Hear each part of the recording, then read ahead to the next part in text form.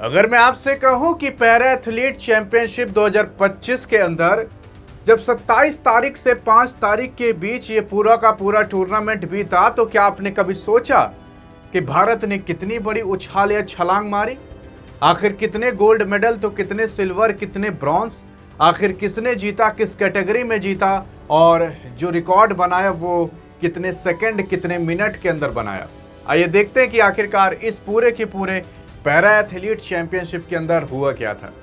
हाँ जी, यहाँ आपको बताने की जरूरत नहीं है कि पैरा एथलीट चैंपियनशिप इस बार न्यू दिल्ली के अंदर खेला जा रहा था, और कहीं और नहीं बल्कि जवाहरलाल नेहरू स्टेडियम के अंदर।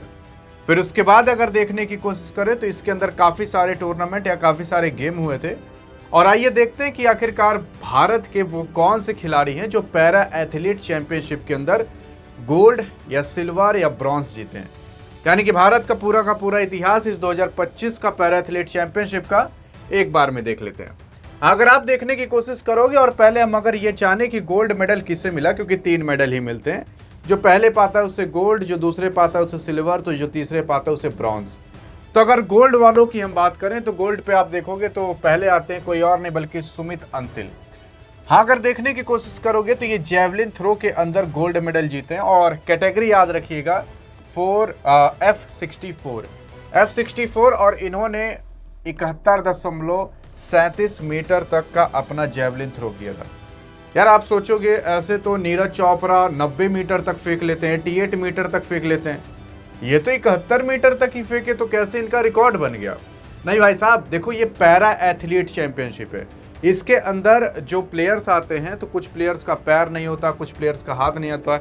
हाँ, जैसे आप कहते हो ना विकलांग लोग, वैसे ही, लेकिन ये शरीर से विकलांग है, मन से नहीं। मन से होते तो आज यहाँ ना होते। हाँ, तो अगर आप देखने की कोशिश करोगे तो भाई साहब आपके गोल्ड मेडल इंडिया के लिए ला चुके हैं F64 कैटेगरी के अंदर, वही जो भाला फेंका जाता है ना, उसी की बात कर रहे हैं। फिर अगर आप देखोगे तो एक और गोल्ड मेडल आया है जेवलिन थ्रो के अंदर, और इन्होंने अपना पर्सनल बेस्ट फेंका था, यानी कि अपना खुद का सबसे बेहतर उस टाइम करके दिखा था 62.82 मीटर। इन्होंने भी भाला फेंका था, लेकिन आप कहोगे कि भाई साहब कैसे 2-2 गोल्ड मेडल, क्या एक ही स्थान पर 2 लोग आ सकते? नहीं, यहाँ पर F44 कैटेगरी के अंदर आए थे, ये F64, ये F44 कैटेगरी के अंदर गोल्ड मेडल पाए, जिनका नाम संदीप सिंह सरगर था। फिर उसके बाद कोई और नहीं बल्कि शैलेश कुमार आते हैं, और इनका अगर बात करें तो ये हाई जंप के अंदर काफ़ी अच्छा खासा कारनामा करते हैं। इनका पैर थोड़ा इंजर्ड रहता है, लेकिन फिर भी इन्होंने गोल्ड मेडल लाकर दिखाया था। और मैं आप बता दूं आपको कि इन्होंने 1.91 मीटर की छलांग लगाई थी।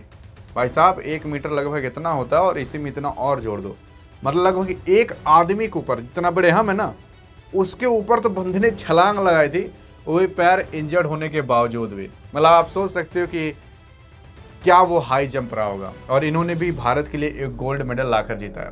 इसके बाद रिंकू हुड्डा जो कि गोल्ड मेडल लाकर जीत दिखाए थे, और ये भी जेवलिन थ्रो के अंदर लाकर दिखाए थे, लेकिन हाँ कैटेगरी F46 थी, और इन्होंने अपना जेवलिन जो थ्रो किया था वो किया था 66.37 मीटर दूर जाकर अपना भाला फेंका था, मतलब जो भाला फेंका था उतनी दूर जाकर गिरा था। फिर उसके बाद कोई और नहीं बल्कि निषाद कुमार आते हैं, जिन्होंने जंप के ही अंदर, वो भी हाई जंप के अंदर T47 कैटेगरी के अंदर इन्होंने गोल्ड मेडल भारत के लिए लाकर दिखाया था। और भाई साहब जानते हो कितनी ऊंची छलांग मारे थे? 2.14 मीटर की छलांग, मतलब आप जो इनको देख रहे हो इनसे भी ऊंची छलांग मारे थे, लेकिन इनकी कैटेगरी T63 थी और इनकी कैटेगरी T47 है।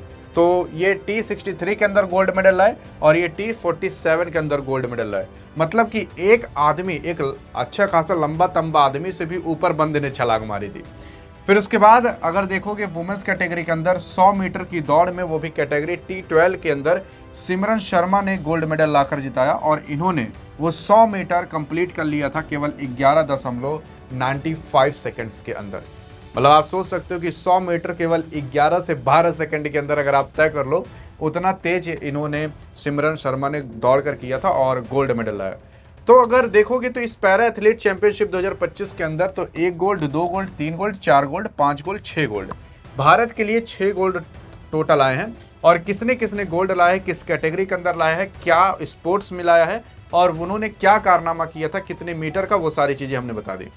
फिर उसके बाद अगर देखोगे दीप्ति जेवांजी का, तो इन्होंने सिल्वर लाया था और इन्होंने 400 मीटर की दौड़ में T20 के कैटेगरी के अंदर लाया था। अब अगर आप देखोगे यानी कि दूसरे नंबर पर आए होंगी 55.16 सेकेंड्स के अंदर इन्होंने ये अपना पूरा का पूरा कर लिया था वर्ल्ड पैरा एथलीट चैंपियनशिप के अंदर, क्योंकि ये 400 मीटर की दौड़ थी। आप मान सकते हो लगभग आधा किलोमीटर इन्होंने केवल 1 मिनट से भी कम समय में तय कर लिया था 55 सेकंड के अंदर, और ये पाई थी सिल्वर। और T20 इनकी कैटेगरी थी और पाई थी 400 मीटर की दौड़ में। फिर उसके बाद अगर बात करें सुंदर सिंह गुरजार, जो कि भाला फेंकने वाले कैटेगरी में सिल्वर लाए थे, लेकिन इनकी कैटेगरी F46 थी और इन्होंने अगर देखें तो 64.76 मीटर अपना भाला फेंका था, जिसकी वजह से इनको सिल्वर मेडल मिला। फिर उसके बाद देखिए ये तो 2 सिल्वर हो गए। फिर अगर आप देखने की कोशिश करोगे मैन जेवलिन थ्रो के अंदर F44 में सिल्वर लाए थे, जिन्होंने 62.67 मीटर का भाला फेंका था, संदीप चौधरी नाम के। अब अगर देखने की कोशिश करें तो योगेश खतुनिया आते हैं, जो कि 42.49 मीटर्स अपना ये जो हाथ में होता है ना गोल सा, इसको फेंका जाता है, इसको हम कहते हैं डिस्कस थ्रो। जैसे जेवलिन थ्रो में भाला फेंका जाता है ना, वैसे एक भारी सा होता है, ऐसे गोल का होता है, उसको फेंका जाता है ऐसे घूम कर। फिर उसको इन्होंने 42.49 मीटर तक फेंका था, जिसकी वजह से इनको सिल्वर मेडल मिला F56 कैटेगरी के अंदर। फिर उसके बाद अगर आप देखने की कोशिश करोगे क्लब थ्रो में F55 कैटेगरी के अंदर, तो इनको भी सिल्वर मिला है, जिनका नाम आपका धर्मवीर है, जो कि 29.71 मीटर तक का अपना फेंके थे। तो यहाँ तक अगर आप देखने की कोशिश करोगे तो भारत के सिल्वर हो जाते हैं, पीछे 2 थे, इधर 3 हो गए, तो टोटल 5 सिल्वर हो गए। फिर उसके बाद अगर बात करें तो वरुण शिंकित, जिन्होंने ब्रॉन्ज मेडल जीता था हाई जंप के अंदर T63 कैटेगरी के अंदर, और इन्होंने जो छलांग लगाई थी 185 मीटर्स की लगाई थी। अब आप सोच रहे होगे यार 185 मीटर्स, देखो भाई साहब यहाँ पर ना 0.1 भी काफ़ी ज़्यादा मायने रखता है। हाँ, अगर कोई 1.86 मीटर लाया होगा ना, कूदा होगा, तो उसको सिल्वर मिला होगा। अगर कोई 1.87 कूद गया होगा, मतलब सिल्वर वाले से भी 0.1% ज़्यादा, तो वो गोल्ड पा जाएगा। तो आप सोच सकते हो कि 0.1 कितना ही होगा, इतना होगा। मतलब अगर इतना भी कोई ऊंची छलांग लगा देगा तो वो गोल्ड से, मतलब सिल्वर से गोल्ड पा सकता है।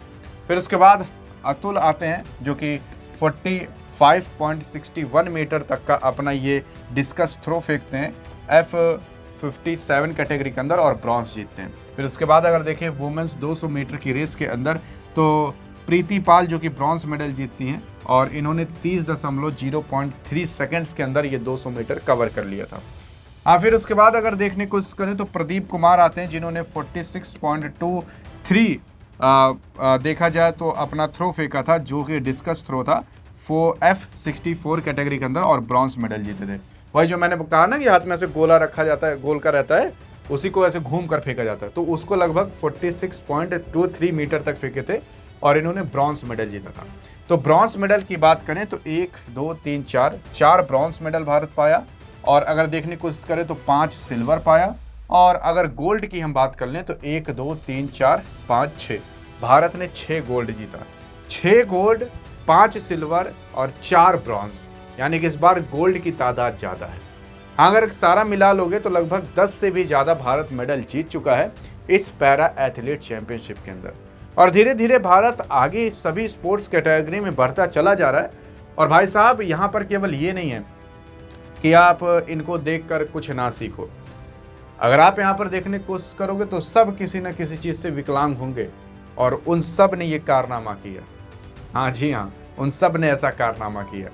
मतलब शरीर से विकलांग होने के बाद भी लोग उतनी हाई जंप मार ले रहे हैं, हम लोगों से ऊपर तक।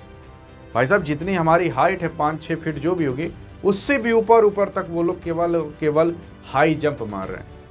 किसी के पैर नहीं है तब भी मार ले रहा है, और आपके हमारे रिचेस छींक के आ जाते, भाग जाते दवाई लेने। बताइएगा जरूर कि आखिरकार अगली बार भारत कितनी मेडल लाकर दिखा पाएगा। अधिक जानकारी चाहिए तो इस वीडियो में मिलते हैं, तब तक के लिए जय हिंद और जय भारत।